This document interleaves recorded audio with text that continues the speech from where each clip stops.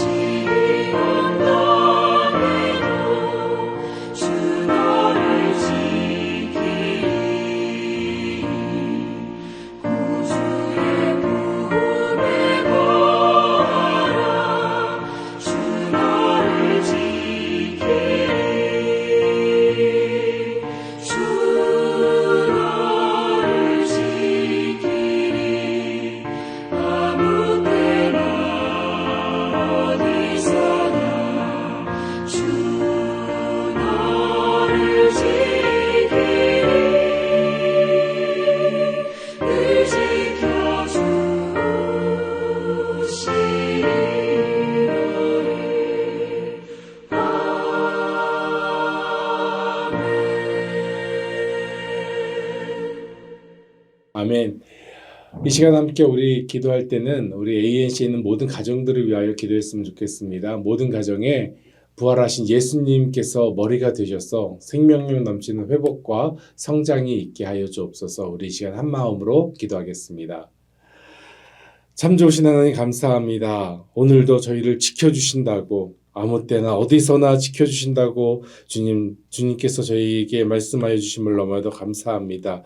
주님의 날개 아래서 우리를 지키시는 하나님, 그 주님을 저희가 오늘도 만나 동행하게 하여 주시옵시고 온전히 주님 품 안에 거하는 은혜의 삶 될 수 있도록 인도하여 주시옵소서. 이 시간 기도하는 것은 ANC 모든 가정들을 위하여 기도합니다. 부활하신 예수님께서 모든 가정 가운데 머리가 되어 주시옵시고 또한 생명력이 넘치는 회복과 성장이 있을 수 있도록 인도하여 주시옵소서. 그래서 ANC에 있는 모든 가정들 주님께서 주시는 평안으로 만족하게 하여 주옵시고 주님께서 주신 은혜로 오늘도 주님과 동행하는 기쁨의 삶 될 수 있도록 주여 인도하여 주시옵소서.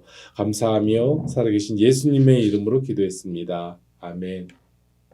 이 아침에 함께 나눌 말씀은 시편 68편에 있는 말씀입니다. 시편 68편 11절로 23절까지에 있는 말씀입니다. 우리 함께 합독하면 좋겠습니다. 주께서 말씀을 주시니 소식을 공포하는 여자들은 큰 무리라. 여러 군대의 왕들이 도망하니 집에 있던 여자들도 탈취물을 나누노다. 너희가 양 우리에 누울 때에는 그 날개를 은으로 입히고 그 깃을 황금으로 입힌 비둘기 같도다. 전능하신 이가 왕들을 그 중에서 흩으실 때에는 살몬의 눈이 날림 같도다. 바산의 산은 하나님의 산임이요 바산의 산은 높은 산이로다. 너희 높은 산들아 어찌하여 하나님이 계시려 하는 산을 시기하여 보느냐. 진실로 여호와께서 이 산에 영원히 계시리로다. 하나님의 병거는 천천히요 만만이라. 주께서 그 중에 계심이 신의 산 성소에 계신 같도다. 주께서 높은 곳에 오르시며 사로잡은 자들을 취하시고 선물들을 사람들에게서 받으시며 반역자들로부터도 받으시니 여호와 하나님이 그들과 함께 계시기 때문이로다. 날마다 우리 짐을 지시는 주 곧 우리의 구원이신 하나님을 찬송할지로다. 셀라. 하나님은 우리의 구원의 하나님이시라. 사막에서 벗어남은 주 여호와로 말미암거니와 그의 원수들의 머리 곧 죄를 짓고 다니는 자의 정수리는 하나님이 쳐서 깨트리시리로다. 주께서 말씀하시기를 내가 그들을 바산에서 돌아오게 하며 바다 깊은 곳에서 도로 나오게 하고 내가 그들을 심히 치고 그들의 피에 내 발을 담그게 하며 내 집에 개의 혀로 내 원수들에게서 제 분깃을 얻게 하리라 하시도다. 아멘. 하나님께서 오늘 저에게 허락하신 말씀입니다. 이스라엘과 아랍 연합국 간의 4번의 전쟁이 있었죠. 그 중에서 6.1 전쟁이라고 하는 세 번째 중동 전쟁이 있었습니다. 1967년도였는데요. 당시 이스라엘의 승리 원인이 크게 3가지로 꼽힌다고 합니다. 첫째는 온 국민이 한 마음이 되는 국론이 통일되었고요. 그리고 하늘을 움직일 수 있는 제공권이 장악되었습니다. 또 한 가지가 뭐냐면 유일신 신앙이 그것이라는 것이죠. 하나님을 믿는 신앙이 다 똑같았다는 것입니다. 전쟁 초 이스라엘이 이렇게 이야기했습니다. 우리는 공개할 수 없는 최신 무기를 가지고 있다. 우리는 그 무기 때문에 반드시 이길 것이다 라고 기염을 토하면서 말했다고 합니다. 이에 전 세계 군사 전문가들, 특히나 미국 정보당국은 극비리에 이 어떤 무기를 갖고 있는지 그 정체를 밝히기 위해서 굉장히 힘썼는데요. 하지만 어느 정보기관도 그 최신 병기의 실체를 밝혀내지 못했다고 해요. 드디어 전쟁이 끝난 후에 이스라엘이 밝힌 최신 무기는 바로 이것이라는 겁니다. 그들의 신앙과 믿음이었다는 것이 드러났습니다. 예, 하나님께서 우리를 이기게 하실 거라고 하는 그 믿음이 있었다는 거예요. 여러분 그렇다면 이슬람 연합 국가들도 그들의 신이 있었고 그들의 알라가 있었는데 그 신을 의지하지 않았을까요? 당연히 의지하였겠죠. 기도도 하고 전쟁에 참여했을 것입니다. 그러나 이스라엘처럼 철저하게 하나님을 믿는 신앙으로 우리 민족을 승리케 하신다는 믿음을 최신 무기를 지니고 있지는 않았다는 것이죠. 사랑하는 성도 여러분, 하나님은 믿음의 자녀들과 함께 하시는 줄로 믿습니다. 함께 하십니다. 그래서 하나님은 믿음을 고백하고 진행하는 우리와 언제나 함께 하신다는 거예요. 성경에도 많은 전쟁이 나옵니다. 가인과 아벨의 집안 싸움 전쟁부터요. 그 싸움부터 가나안 정복에 대한 전쟁이 있었고요. 초대교회 내의 갈등도 우리는 성경에서 볼 수 있습니다. 성경 이후에도 기독교와 로마 정권에 대한 싸움이 있었고 기독교와 이슬람, 기독교와 공산권의 역사들이 지금까지도 계속 오고 있습니다. 그리고 지금도 마찬가지지요. 지금도 중동에서 미국과 이스라엘 대 이란의 전쟁이 진행 중에 있습니다. 성경에 나오는 인물 중 아마도 전쟁을 가장 많이 경험한 이스라엘 왕 하면은 다윗을 우리는 빼놓을 수 없겠지요. 어렸을 때 골리앗과 싸웠던 거 우리가 알고 있습니다. 사울 왕과도 힘겨루기가 있었고요. 그리고 여러 민족과 전쟁을 하였으며 다윗은 많은 승리를 하였습니다. 오늘 성경 본문 시편 68편은 다윗이 그 승리를 고백하고 기록한 시인데요. 하나님께서 이스라엘을 구원하시고 승리케 하시는 권능을 찬양하는 내용이 있습니다. 특히 하나님의 임재, 하나님 백성에 대한 보호하심 그리고 원수들을 물리치심과 하나님의 능력을 더욱더 강조하고 있습니다. 그래서 하나님께서 왕으로서 주도적으로 역사를 이끄신다는 메시아, 즉 하나님의 구속사가 이 안에 풍부하게 담겨 있는 것 같습니다. 오늘 시편, 오늘 본문 우리가 처음부터 다시 한번 보기를 원합니다. 시편 68편 11절로 23절까지는 하나님께서 전쟁에서 승리를 주시고 말씀을 선포하신 후의 모습이 나옵니다. 이 시를 언제 쓰여졌는지 언제 썼는지를 정확히는 알 수는 없지만 신학학자들은 이렇게 추측합니다. 이 시편이 쓰여진 때가 아마도 사무엘하 10장에 나오는 암몬과 아람 연합군을 물리치고 승리했을 때였다라고 추측하고 있습니다. 그때 승리의 내용을 보니까요 이렇습니다. 병거 700, 그때 당시에 병거면은 지금의 탱크와 같은 거겠지요. 마병 4만 명을 죽였습니다. 그리고 거기서 끝나지 않았습니다. 그 나라에 있는 사령관도 제거하였습니다. 엄청나고 완벽한 승리를 이룬 후에 아마도 이 시편을 적은 것 같습니다. 먼저 11절로 14절은 하나님께서 주시는 승리가 어떤 승리인지 우리에게 알려주고 있습니다. 오늘 말씀 시편 68편 11절서부터 14절까지 제가 봉독합니다. 주께서 말씀을 주시니 소식을 공포하는 여자들은 큰 무리라. 여러 군대의 왕들이 도망하니 집에 있던 여자들도 탈취물을 나누도다. 너희가 양 무리에 누울 때에는 그 날개를 은으로 입히고 그것을 황금으로 입힌 비둘기 같도다. 전능하신 이가 왕들을 그 눈에서 흩으실 때에는 살몬의 눈이 날림 같도다. 제가 성경을 보면서 사실 잘 이해가 되지 않았습니다. 그래서 다른 번역으로 보니까 쉬운 성경에 이렇게 나와 있습니다. 오늘 본문 제가 조금 전에 읽은 부분입니다. 주께서 말씀을 주셨습니다. 그러자 큰 무리가 그 소식을 알렸습니다. 치러왔던 왕들과 군사들이 허겁지겁 달아납니다. 그들이 놓고 간 물건들을 사람들이 나눠 가집니다. 천막에서 잠자던 자들도 부자가 될 것이며 은과 금으로 깃과 날개를 단 비둘기 같을 것입니다. 전능하신 하나님께서 그 땅의 왕들을 흩으시는 모습이 마치 살몬산에 흩날리는 눈 같습니다. 하나님께서 말씀을 주심으로 승리하였다는 것입니다. 아무리 대단한 왕일지라도 하나님 말씀 앞에서는 도망하게 된다는 것이죠. 전쟁에 임하지 않은 여자들, 그 여자들에게도 승리의 전리품을 나누게 하는 풍성함과 기쁨을 누리게 된다는 것입니다. 사랑하는 성도 여러분, 그렇다면 우리는 어떨까요? 매일 같은 전쟁, 매일 전쟁과 같은 삶을 사는 우리는 날마다 하나님의 말씀을 어떻게 받고 있습니까? 그 말씀으로 승리를 선포하는 삶을 살고 있나요? 분명한 것은 하나님의 말씀이 함께 하시면 우리 역시도 승리한다는 것입니다. 다윗의 삶을 뒤돌아보면 그는 이스라엘 왕으로 많은 승리를 하였습니다. 어릴 적 골리앗을 물리쳐 인생이 전환되는 승리가 있었고요. 많은 전쟁과 전투 싸움에서 승리하였습니다. 그렇다고 해서 그가 모든 것을 승리한 건 아닙니다. 사울 왕과의 갈등이 있었고요. 그 가운데 패배자의 모습도 보이기도 합니다. 하나님 앞에서 간음함의 범죄의 모습으로 패배한 죄인의 모습으로 회개하는 모습도 우리가 알고 있습니다.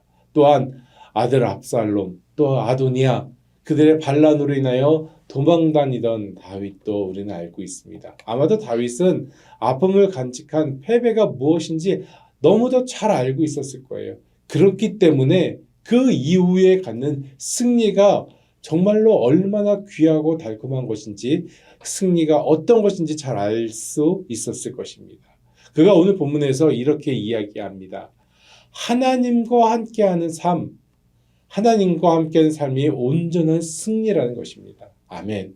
하나님께서 함께 하시는 삶이 온전한 승리입니다. 이것이 승리의 최고 조건입니다. 이 땅에서 한평생 사는 동안 승리하기 위하여 다른 것을 찾지 마시기 바랍니다. 하나님이 우리와 나와 함께 하시면, 우리 가정과 함께 하시면 그 인생은, 그 가정은 승리하는 것입니다. 왜냐하면 이 세상의 모든 것을 주관하시는 분이 하나님이시고요. 이미 우리 주님께서 모든 승리를 해놓으셨기 때문이라는 것이죠.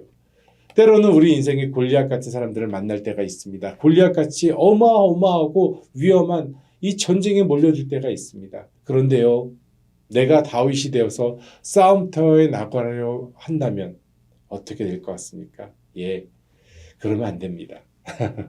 다윗은 바로 우리 주님이시고요. 우리는 그 다윗 뒤에 서 있는 백성이고 군사이며 예수님 뒤에 서 있는 백성이며 제자가 되면 된다는 것입니다.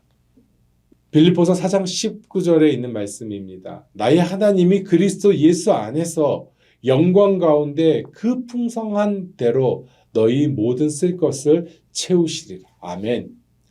하나님께서 예수님을 통하여 우리의 모든 필요를 채우신다고 말씀하고 있습니다. 그래서 예수님의 승리가 곧 나의 승리로 옮겨진다는 것이죠.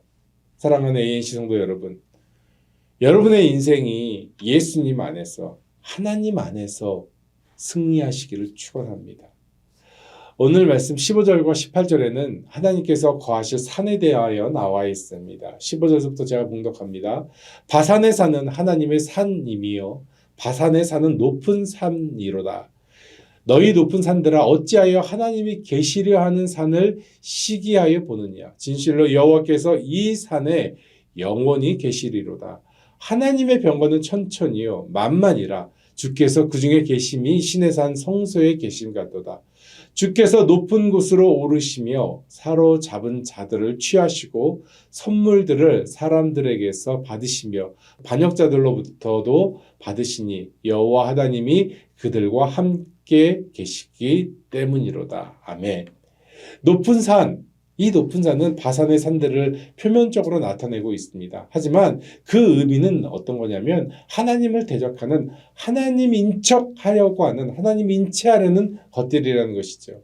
요즘 우리들에게는 이런 것들이 무엇입니까? 예, 명예가 될 수 있습니다. 인정이 될 수 있습니다. 지위가 될 수 있고요. 돈이 될 수 있습니다. 때로는 자식이 될 수 있습니다. 지금 내 안에서 우상이 되고자 하는 것들, 하나님보다 더 위에 먼저 가려고 하는 것들이 바산의 산같이 우리들의 삶에 끼어들고 있다는 것입니다. 사랑하는 성도 여러분, 지금 우리는 세상의 화려하고 높은 곳보다 하나님의 임재가 있는 곳을 더 귀하게 여기고 살고 있으니까. 높은 산, 높은 장벽도 하나님 앞에는 작은 언덕과 작은 도랑에 불과하지 않습니까? 단 한 가지 이유입니다. 하나님이 함께 하시면 우리 인생에 보았을 때 너무나도 높은 산이 작은 언덕으로 변하게 된다는 것이죠. 우리가 인생 가운데 태산과 같이 높은 산을 만나고 감당하지 못할 큰 위험과 폭풍이 닥쳐온다 하더라도 하나님이 함께 하시면 우리의 삶은 봄이 될 것이고 그 태산은 작은 언덕이 될 줄로 믿습니다.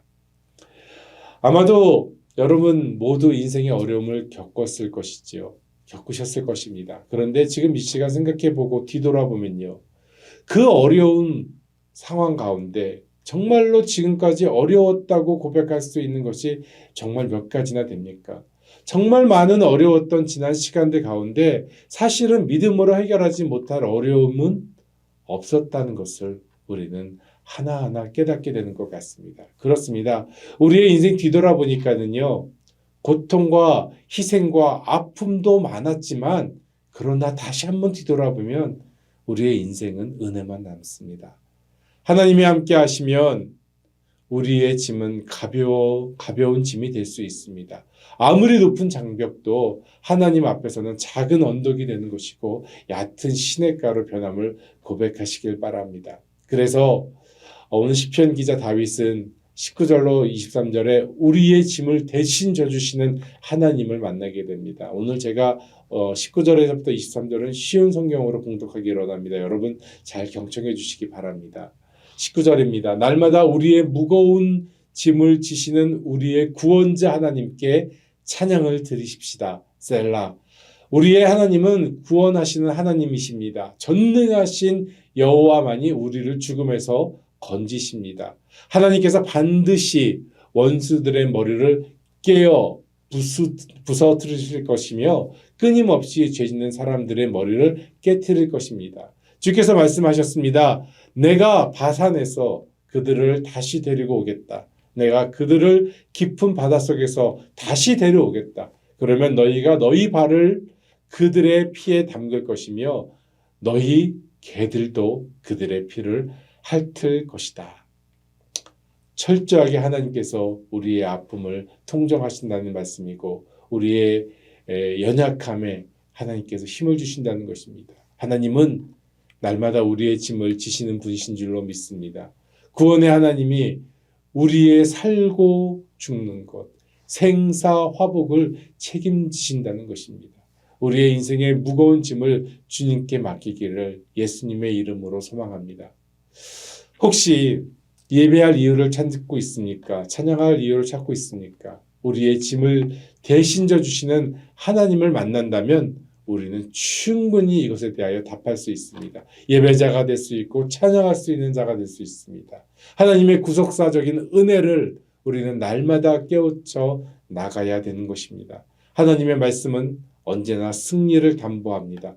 비록 말씀을 증거하는 자들이 연약하고 보잘것없을지라도 하나님은 그들을 사용하여 자신의 뜻을 이루십니다. 따라서 우리는 무엇보다 하나님의 말씀을 사모하고 구하는 자가 되어야 할 것입니다. 사도 바울은 로마서 8장에서 이렇게 고백하고 있습니다. 내가 확신하노니 사망이나 생명이나 천사들이나 권세들이나 현재일이나 장래일이나 능력이나 높음이나 기쁨이나 다른 어떤 피조물이라도 우리를 우리 주 그리스도 예수 안에 있는 하나님의 사랑에서 끊을 수 없으리라. 아멘. 날마다 우리의 짐을 대신 져 주시고 승리케 하시는 하나님께 온 몸과 마음을 다하여 예배하며 찬양하시기를 소망합니다. 말씀을 마치고자 합니다. 다시 한번 바울의 고백을 우리 빌립보서 3장에 있는 말씀을 통하여 함께 나누길 원합니다. 형제들이여, 내가 그것을 아직 붙잡았다고 생각하지 않습니다. 다만 나는 뒤에 있는 것은 다 잊어버리고 앞에 있는 것을 붙잡음으로써 그리스도 예수 안에서 하나님께서 위로부터 나를 부르신 그 부르심의 상을 얻으려고 내 앞에 놓여있는 표대를 향해 날마다 달려갈 뿐입니다. 바울의 고백입니다. 이 고백이 우리의 고백 되길 원합니다. 참된 승리하기를 원하십니까? 그러면 하나님을 먼저 찾으시길 바랍니다. 하나님께 집중하고 붙들고 나아가시기 바랍니다. 그 표대를 향하여 오늘도 달려가시길 바랍니다. 그리고 매일 매순간 부활하신 예수님의 십자가를 붙드시길 바랍니다. 이 땅에서 잠시 머무는 승리에 도취되어 있지 말고 하나님께서 주시는 영원한 승리로 구원의 기쁨을 누리는 우리 모두 되시기를 주님의 이름으로 축원드립니다. 함께 기도하겠습니다. 사랑의 하나님, 오늘 귀한 말씀으로 저희에게 회복을 허락하여 주심을 감사합니다.